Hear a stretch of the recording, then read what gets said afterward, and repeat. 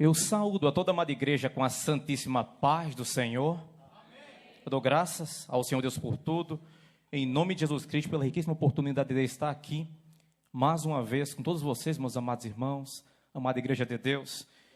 Eu peço, por favor, que abram a escritura no livro de Atos dos Apóstolos, capítulo 5, versículo de número 17 até o 20. Iremos ler esses 3 versículos. Está escrito: E levantando-se o sumo sacerdote e todos os que estavam com ele, e eram eles da seita dos saduceus, encheram-se de inveja, e lançaram mão dos apóstolos e os puseram na prisão pública. Mas de noite, um anjo do Senhor abriu as portas da prisão e, tirando-os para fora, disse: Ide, apresentai-vos no templo, e dizei ao povo todas as palavras desta vida. Amém.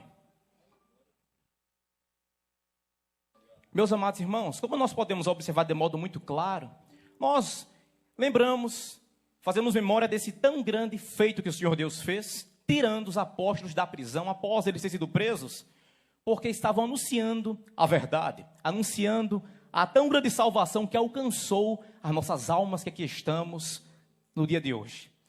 Eles foram tirados da prisão e o anjo do Senhor apareceu para ele e disse o que eles deveriam pregar, o que eles deveriam ensinar para as pessoas. O anjo o tirou e disse: agora vão, se apresentem lá no templo e anunciem aos homens, ao povo, todas as palavras desta vida. Alguém pode até dizer: mas que palavras são estas? Quais são as palavras, todas as palavras desta vida? Há muitas pessoas que podem pensar tantas e tantas outras coisas, meios humanos, filosofias e tantas outras coisas que possam causar algum conforto momentâneo na consciência dos homens. Muitas pessoas podem seguir vários paradigmas e meios terrestres, mas verdadeiramente todas as palavras desta vida que o anjo do Senhor se referiu para eles ensinarem lá no templo é verdadeiramente as santas palavras de Deus, a Escritura, a Bíblia Sagrada, a palavra inspirada, a única que pode salvar as nossas almas. Foi por essa tão grande razão que Jesus Cristo falou a seguinte coisa, no Evangelho de João, capítulo 16, versículo 33, ele disse: no mundo tereis aflições, mas tende bom ânimo, porque eu venci o mundo. Alguém pode até dizer: mas como assim Jesus Cristo venceu o mundo? Ele estava batalhando? Sim, porque verdadeiramente cada um de nós passamos uma luta interna. É a mesma luta que o apóstolo Paulo descreveu de modo muito categórico e detalhista no capítulo 5 da carta aos Gálatas, versículo desde o 16 até o 21, ele disse: andai em espírito, e não cumprireis as concupiscências da carne, porque a carne cobiça contra o espírito, e o espírito cobiça contra a carne. Estes opõem-se um ao outro, para que não façais o que quereis. Até então percebemos que existe uma afronta de um para o outro. É a carne e o espírito, é uma guerra interna. E ele continua dizendo: e esses opõem-se um ao outro, para que não façais o que quereis. Mas, se sois guiados pelo espírito, que naquele contexto é a palavra de Deus, não estáis debaixo da lei. Naquele contexto, lei significa condenação. Então ele continua dizendo: as obras da carne, elas são manifestas, as quais são prostituição, impureza, lascívia, idolatria, feitiçarias, inimizades, porfias, dissensões, emulações, invejas, iras, pelejas, homicídios, bebedices, ladroices e coisas semelhantes a essas, acerca das quais vos declaro, como antes já vos disse, que os que praticam tais coisas, eles não herdarão o reino de Deus. A tão grande guerra que Cristo disse que combateu é a mesma que o apóstolo Paulo disse no capítulo de número 4 da segunda carta a Timóteo, versículo de número 7 e 8. Ele disse: combati o bom combate, acabei a carreira e guardei a fé. Desde agora me está guardada a coroa da vida, a qual o justo juiz me dará naquele dia, e não somente a mim, como a todos os quais amarem a sua vinda. Tanto essa guerra que Cristo falou, como o apóstolo Paulo também fez menção, é a mesma que nós passamos, as quais nós só venceremos, as quais apenas nós conseguiremos êxito se nós seguirmos todas as palavras desta vida.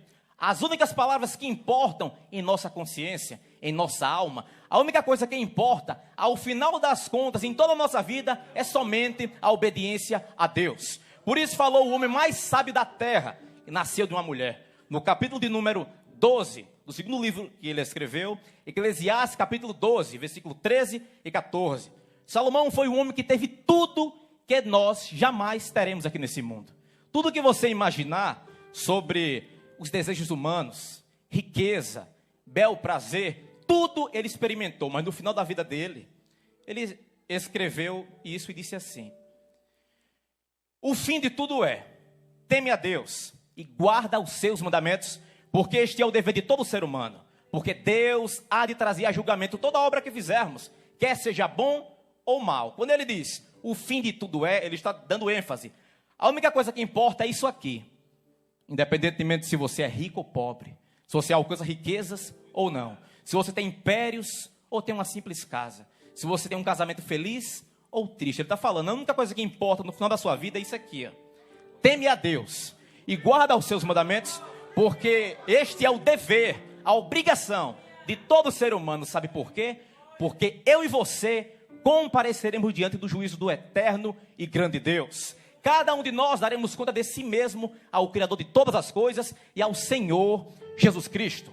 Então, meus amados irmãos, meditem cada vez mais na Escritura, estejam cada vez mais diante de Deus, conservem as vossas almas, porque falou o apóstolo Paulo ainda, eu já irei encerrar, na primeira carta que foi escrita a Timóteo, capítulo 4, versículo 16, ele disse a seguinte coisa: tem cuidado de ti mesmo e da doutrina, das palavras dessa vida, porque fazendo isso, ele diz, persevera nessas coisas, porque fazendo isso, te salvarás, e não somente a ti, como todos os quanto te ouvirem, porque as palavras dessa vida são as únicas que podem salvar a nossa alma da eterna condenação ao inferno. Cuide da sua alma, meu amado irmão, porque falou o profeta Isaías, eu irei encerrar agora. No capítulo 8 do livro do profeta, versículo desde o 20 até o 22. No versículo 20 ele fala o meio de entrar no céu. No versículo 21 e 22, ele mostra de uma forma figurada o caminho do inferno para as pessoas que não andarem conforme a lei de Deus. Isaías capítulo 8, versículo desde o 20 até o 22. Ele falou a seguinte coisa, inspirado por Deus: a lei e ao testemunho, se eles não falarem segundo esta palavra, eles nunca verão a alva. Então ele mostra de forma figurada o caminho que essas pessoas irão trilhar e o final que elas irão alcançar. Quando ele diz, e passarão pela terra, duramente oprimidos e famintos. E será que, tendo fome e enfurecendo-se, então amaldiçoarão ao seu rei e ao seu Deus, olhando para cima e olhando para a terra? Eis que haverá angústia e escuridão, e serão entenebrecidos com ânsias e arrastados para a escuridão. Essas são as palavras figuradas que o profeta Isaías expressou pelo Espírito de Deus, referentemente às pessoas que não seguem a lei dele. O final delas é a perdição, é a desgraça, é o inferno. Mas nós que aqui estamos devemos andar diligentemente conforme nos foi ordenado, seguindo a palavra do Senhor Deus Todo-Poderoso, a única que pode salvar a minha e a sua alma da eterna condenação ao inferno. Medite nisso, meu amado irmão, e se lembre, você vai dar conta de si mesmo a Deus da sua própria vida. Eu dou graças a Deus pela riquíssima oportunidade em nome de Jesus Cristo. Muito obrigado, meu Senhor Deus. Muito obrigado, meu Senhor Jesus Cristo. Amém. Muito obrigado. Glórias a Deus.